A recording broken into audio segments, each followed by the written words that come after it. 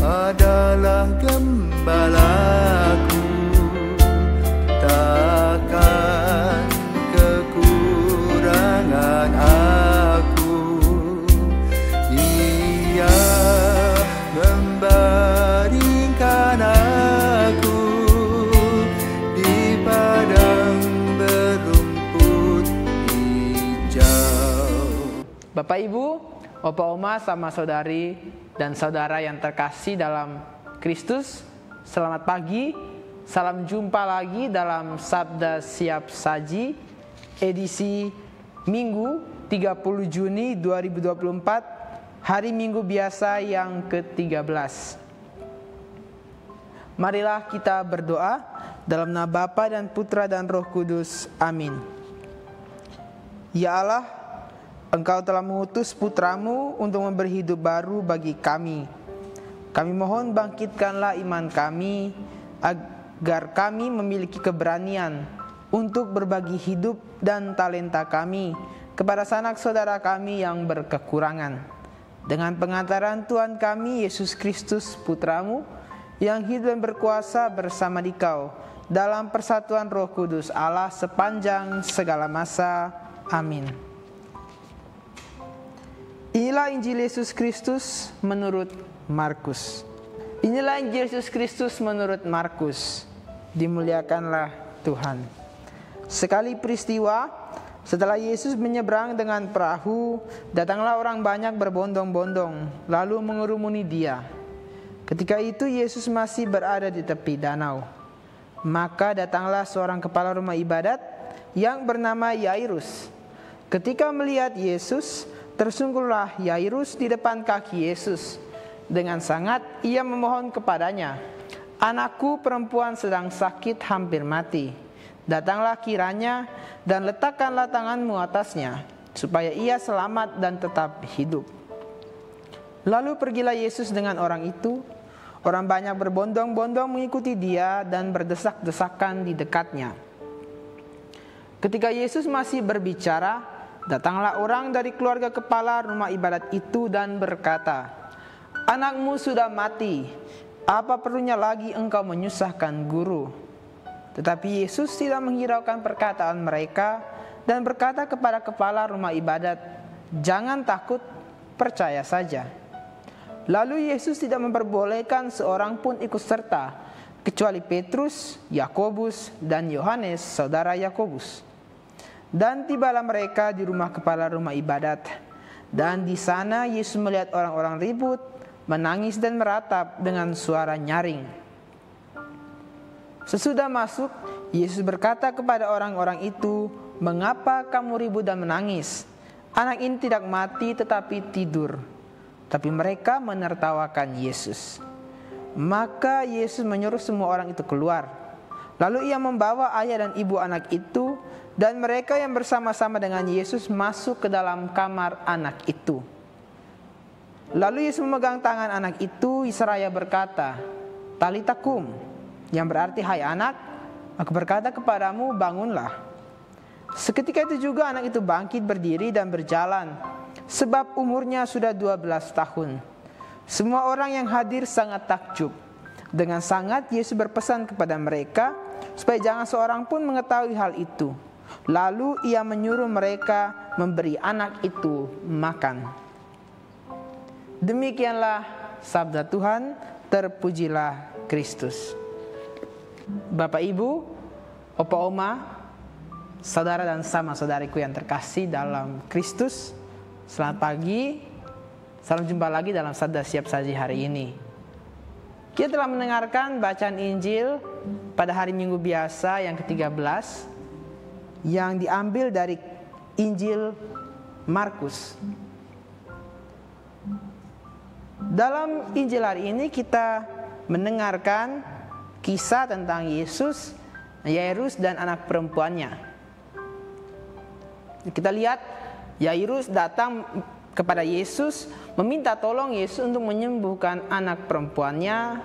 Dan kemudian dalam perjalanan waktu, sebagaimana dikisahkan dalam Injil hari ini, anak perempuan ini ternyata mati. Tetapi Yesus tetap menanamkan suatu rasa percaya kepada Yairus bahwa anak itu pasti bisa dibangkitkan oleh Yesus ya. Dalam kalimatnya yang mungkin kita sering pakai ya, jangan takut, percaya saja. Jangan takut, percaya saja. Dan kita lihat bagaimana Yesus dalam bacaan hari ini berhasil menunjukkan ya apa yang dia katakan kepada Yairus dan juga kepada kita, jangan takut, percaya saja. Yesus berhasil mendobrak ya logika manusia dengan kuasa ilahinya.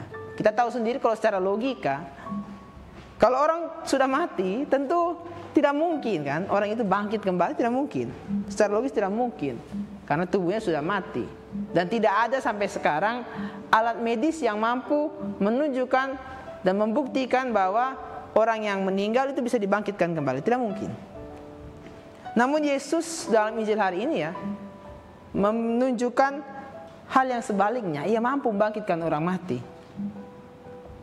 Tetapi yang perlu menjadi catatan kita pada hari ini, pertama-tama kisah ini tidak mengajak kita untuk yakin bahwa Yesus dapat membangkitkan orang mati. Sehingga kita berdoa ketika ada orang meninggal, kita tinggal minta kepada Yesus, tolong bangkitkan orang ini, maka Yesus akan bangkitkan. Tidak. Ya. Tetapi Yesus hanya ingin mengajak kita untuk berpikir sebaliknya. Berpikir di luar itu. Bukan soal orang mati, tapi soal iman dan kepercayaan kita kepada Yesus. Bahwa dengan percaya, dengan beriman kepada Yesus, kita dapat dibawa olehnya kepada sesuatu yang mungkin melebihi kemampuan dan logika kita sebagai seorang manusia. Percaya itu dapat membawa kita melewati setiap cobaan, persoalan, dan kesulitan yang dialami secara khusus dalam hidup dunia belakangan ini yang begitu banyak ya, yang dipenuhi dengan begitu banyak tawaran dunia yang menjadikan kita gelap dan akhirnya jatuh dalam kubangan dosa ya, seperti judi online yang saat ini sedang marak kita nonton dalam televisi maupun kita dengarkan dalam radio, kita baca dalam media-media online. Kita lihat bagaimana begitu banyak orang jatuh dalam judi online. Itu salah satu bentuk kita tidak percaya bahwa Allah mampu menolong kita. Kita ingin memperoleh suatu hal yang cepat, secara khusus uang ya, secara cepat dan banyak ya. Sementara kita tidak yakin dan percaya bahwa Tuhan mampu menolong kita untuk melewati segala persoalan dan kesulitan-kesulitan kita. Secara khusus dalam finansial ya, di mana kita lihat sendiri banyak krisis ekonomi yang sedang terjadi. Tapi kalau kita percaya pada Allah, maka Allah bisa membantu kita melewati fase-fase itu dengan baik. Maka dari itu ajakan Yesus kepada anak perempuan Yairus, Talita kum, hai anakku berkata kepadamu bangunlah, itu juga mengajak kita untuk bangun, sadar bahwa engkau tidak sendiri dalam hidup ini ya. Bahwa seringkali itu kita merasa diri bahwa kita sendirian di dunia ini, tidak ada orang, tidak ada siapa, bahkan Tuhan meninggalkan kita ketika kita mengalami kesulitan persoalan. Kita lihat sendiri Yairus dalam Injil hari ini itu tetap percaya sekalipun sudah ada informasi bahwa anaknya meninggal, tapi Yairus tidak berkata kepada Yesus untuk stop, untuk tidak usah pulang ke rumah karena sia-sia saja pergi ke rumah Yairus, pulang ke rumah Yairus karena anak sudah meninggal. Tapi Yairus di sini di dalam Injil hari ini, Yairus tidak ada, ya, tidak ada melakukan hal seperti itu. Itu berarti ada rasa sedikit kepercayaannya yang tidak tertulis, tetapi saya tersirat kalau kita lihat bahwa Yairus percaya, masih ada iman bahwa Yesus itu mampu melakukan segala sesuatu. Dia pasti mampu berbuat di luar kemampuan saya dan pikiran saya, logika saya sebagai seorang manusia. Yesus mampu mengatasi itu semua. Itu pun kita. Kita jangan merasa takut sendirian. Kita selalu yakin bahwa Yesus itu selalu beserta kita. Ya, Yesus selalu menyertai dan menuntun kita dalam setiap persoalan dan kesulitan hidup kita. Sekalipun mungkin kita berdiri sendiri, tapi kalau kita percaya bahwa Yesus itu hadir selalu dan beserta kita, maka ya hari-hari hidup kita akan dipenuhi dengan sukacita dan kegembiraan. Yesus memang tidak hadir secara fisik, secara langsung dalam kehidupan kita, tidak. Tapi kalau kita mampu percaya maka kita mampu melihat Yesus itu hadir dalam diri orang-orang di sekitar kita. Bahkan dalam setiap hal-hal kecil yang seringkali kita abaikan dan kita tidak sadari sebagai suatu ajaran, bahkan mungkin suatu teguran dan sindiran dari Tuhan kepada kita, bahwa oh, Tuhan itu hadir, bahwa oh, engkau masih dicinta dan disayangi oleh Allah, maka berjuang dan kembalilah kepadanya, maka Dia sendiri akan menolong dan membantu engkau. Ada satu quote yang saya pernah dengar di TikTok atau Instagram gitu ya. Ini tentang kepercayaan kita kepada Allah, ya. Quote-nya begini. Engkau percaya, ya. Engkau percaya engkau akan selamat kalau engkau naik pesawat, engkau naik kapal, ya. Engkau naik kapal, ada nahkoda, engkau naik pesawat, ada pilot.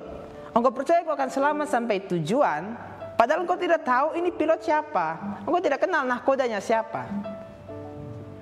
Sementara dengan Tuhan, kita tahu Tuhan kita siapa. Tuhan kita Yesus Kristus, ada Tunggal Maha Kudus. Kita tahu siapa Dia. Kita berdoa kepadanya, kita bersembah sujud kepadanya setiap hari.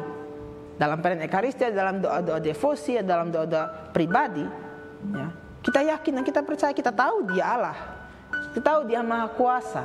Tapi kenapa kita masih saja kurang yakin, kurang percaya bahwa Dia yang akan menuntun dan memimpin kita hidup kita, yang akan membawa kita kepada tujuan dan keinginan kita secara khusus dalam hal-hal surgawi, secara khusus dalam surga.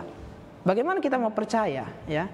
Kita saja percaya kepada pilot, kepada nahkoda, bahwa kita akan sampai pada tujuan, tapi Allah yang sudah kita kenal dari kecil, kita dibaptis sampai saat ini kita sudah besar, kita masih tidak percaya kepada itu, kan suatu hal yang bagi saya dan mungkin kalau kita baca sendiri kita juga merasa tersentuh bahwa oh iya, kenapa ya?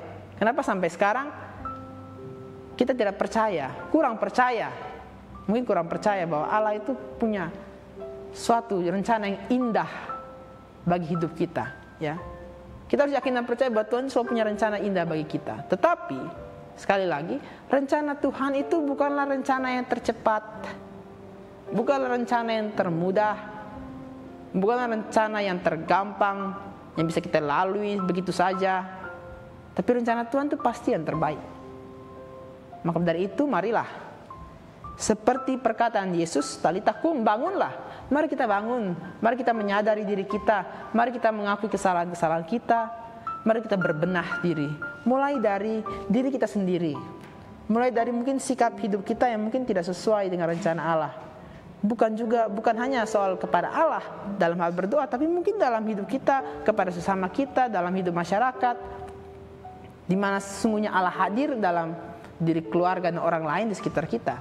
Mari kita berbenah, mari kita sadar, sehingga kita sungguh yakin dan percaya bahwa Allah mampu bekerja dan berkarya, serta menolong kita melewati segala persoalan dan kesulitan hidup kita. Terima kasih, selamat pagi, Tuhan Yesus memberkati. Amin.